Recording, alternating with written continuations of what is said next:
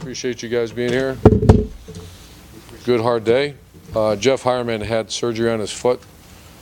What it was is a sprain, and I don't want to get too technical because I usually screw those things up, but it's a 6-week in a cast/boot, and we should have him ready to go full speed by June. So that's 3 guys that we're dealing with that. Jeff didn't need as many reps, but we lost Jalen and we lost Von Bell. But the positive is that they're all back fairly early too. You know, sometimes you lose that summer training, which is terrible. Curtis Samuel had a really good day today, like really good day. Don't know which way right or left is yet, but he plays fast, plays hard, doing the things we asked. And defense got the better offense today. You know, we call it second and long period. So you put the ball down, 2nd and 12, 2nd and 13, 2nd and 10. And the objective of the offense, obviously, is to get back in a manageable 3rd down. And the defense is responsible not to let you get there. So it's just another. We do a lot of teaching situations in spring, like most people do. But I just thought that's interesting for you guys to know. Any questions? Todd, front row. You mentioned, I think at the start of this, you prefer to have a blue-collar team that's hungry. You're about halfway through spring, a little bit more than halfway through. Do you feel like you have that, 1 and 2? Do you think you guys have made progress to address the areas of need that kind of led to last season's the 2 losses at the end of the season? We've addressed that. I can't imagine addressing that harder. And some people might say, well, did you address the fact in pass defense? We have, but that wasn't number one. Number one is that the culture that I felt that I slipped as far as demanding and teaching the culture that we want. And the culture is not playing scared, timid, and soft. It's if you're going to make a mistake, you make it. You're here 4 to 6 and A to B. So I don't know if I've ever addressed it as hard as I have this off season. And certainly we have addressed pass defense, but that wasn't. You can't. That's too easy. Pass defense is where it wasn't very good. No, there's more. It's more complicated than that. Those 2 things go hand in hand: blue collar, hungry, and not playing too. Yeah, yeah. And it's very hard to get all 3 in one football team. That's where there's very few great teams. There's a bunch of good teams, but great teams have those characteristics. I've had a couple. I've been around a couple of those teams. Since we saw you last, I guess, really big in college football in terms of the Northwestern case. What are your thoughts on that? And do you kind of feel like student athletes are employees? I don't feel that at all. What I do feel is that I've always been a pro student. You know, students should get more than what they get. It gets so complicated though, and I'm so focused on our team. I have not. I read a little bit of it. I've watched it when it comes on, but to say I've immersed myself in that situation, I haven't. But I've always been, you know, things like students, athletes, parents should come on visits. They should have to pay for it. They should get a stipend. You know, there should not be but to say that they can go out and get their own shoe contracts or those kind of things, you know, I start hearing that, I'm like, well, what would that do for this great sport? And really, what would that do for college athletics as a whole? So I don't know a whole lot, and I imagine after spring I'll hear more. I know one of the things the NCAA rules say is the 20-hour rule, which everyone I've ever talked to says that's unrealistic. I mean, how unrealistic is that, 20 hours? I think it's a great rule. What do you mean? I mean, they're only allowed to be mandated to put 20 hours into it. Right. But realistically, that's not enough. Yeah, the mandated means with us. A quarterback can't play college football at a high level with 20 hours per week, but he's got to do it on his own. I think it's a great rule.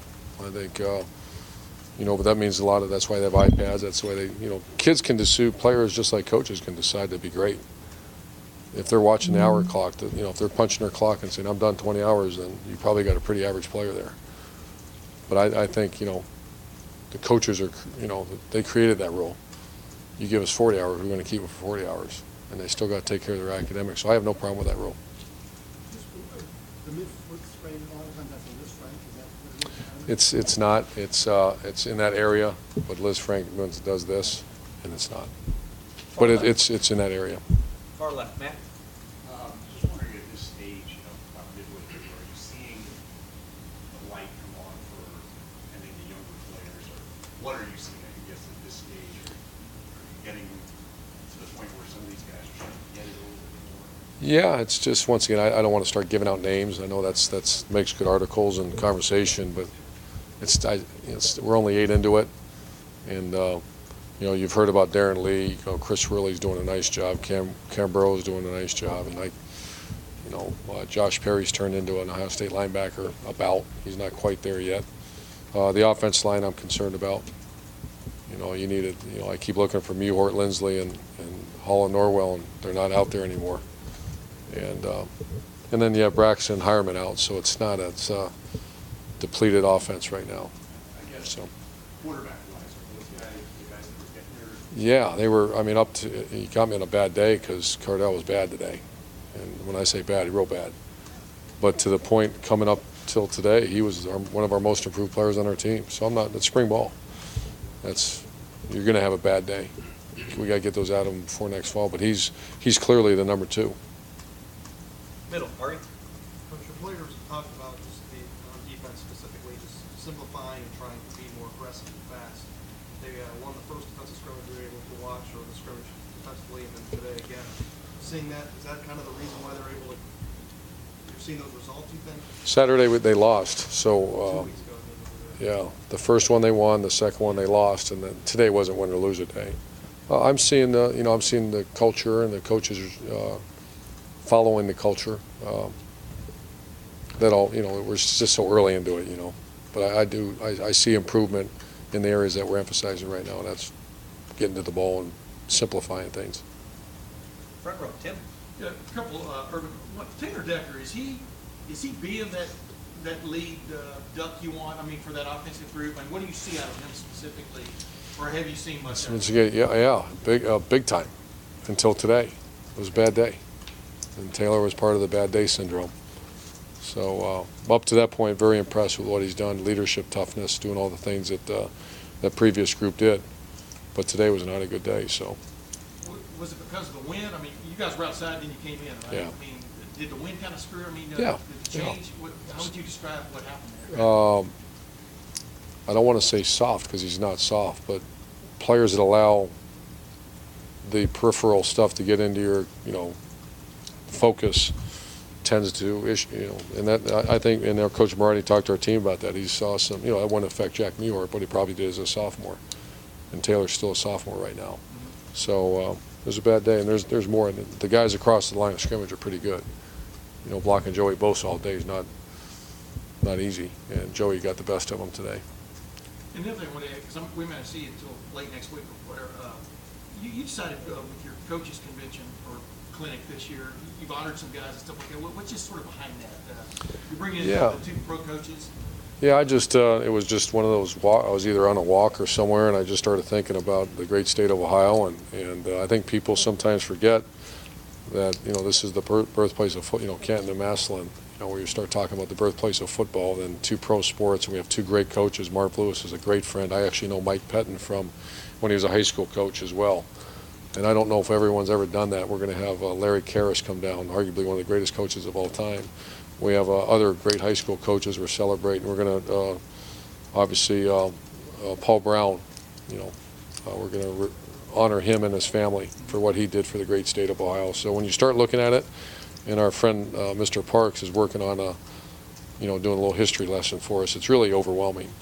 And it's really my obligation and all of ours to celebrate Ohio football. So both coaches are here for the pros, and we're inviting not only high schools but local grade schools, and if you're a coach in Ohio, come and celebrate the great state and the great tradition of Ohio football. Back row, Lori? Coach, you've talked repeatedly this spring about the young players who are stepping into roles. One thing, another thing, just about the great state. I played high school, played college, and my son's getting ready to play high school football in state. That's another reason I just kept thinking how proud I am that that kid's going to be playing high school football in Ohio. I'm sorry.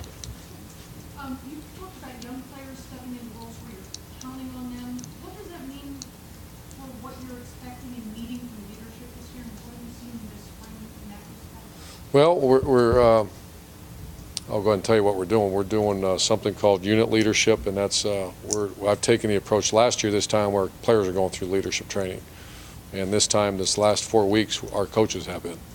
So once or twice a week, we go on a leadership seminar. And once again, Tim Kite teaches it, and we're teaching people to be unit leaders. And in the month of May, we're going to go attack the team then. and that's where we put. So we got a real cool systematic approach to how we're going to fix this thing. And it's not broke. It's just we didn't finish the chase. So. Front row, Austin, last question. Urban, when you mentioned those injuries at the top, does it seem like that number is high for spring, or is it just maybe the nature that the starter at tight end, the starter at safety, just? No, I'm just because I talked to a lot of my colleagues, and I'm glad it's not a bad one. Right now we're good. I think Von Bell and I think Jalen's the one because he was really making a move, and he got hurt. He's making a move in a classroom, and just the typical freshman looks like it left his system, and then to see him grab his ankle or whatever. What would he do? Jalen had a knee. Oh, cartilage. That's right. He had a scope knee, and the same with Von Bell. That's Jeff's going to be fine. I think it's probably right about what normal school, the normal number of injuries. Last week you mentioned that tight end was one of the positions that was the deepest, most competitive. So that Not now. Better, not now. You weren't in position to absorb that loss even for a little bit. No, Nick Vanette's done very well. One of our most improved players, and Marcus Ball actually has had some good days. Today not being one of them. So bad day. Was it today Tuesday? Bad day Tuesday. Got to make sure there's no bad day Thursday. All right, guys. Thank you.